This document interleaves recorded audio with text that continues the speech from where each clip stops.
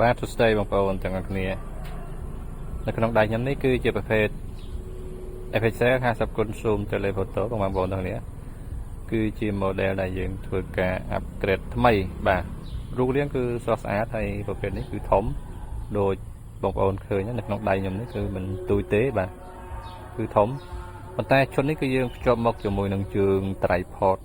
ដើម្បីធ្វើការចាប់ជាមួយនឹងទូរស័ព្ទដៃក៏ដូចជាការទប់លំនឹងឲ្យបានល្អអញ្ចឹងណាគឺធំបាទរូបរាងគឺស្រស់ស្អាតសម្រាប់ផ្នែកកញ្ចក់ខាងមុខគឺថ្លាល្អបងប្អូនគឺធំបាទនេះ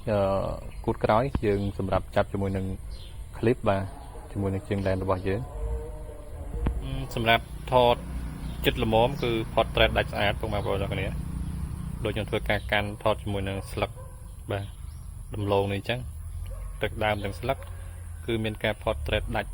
ស្អាតរៀងញ័រនេះដោយសារវាគុណធំហើយខ្ញុំកាន់ដៃផ្ទាល់បងប្អូនទាំងគ្នាអត់ទាន់បានបំពាក់ជើង tripod ទេអញ្ចឹងវាអាចនឹងរៀងកើខ្លះបាទហើយយើងអាចបវល់កណ្ដុងខាងមុខដើម្បី focus ចាប់បាទ object នៅខាងមុខវិញម្ដងបាទនេះ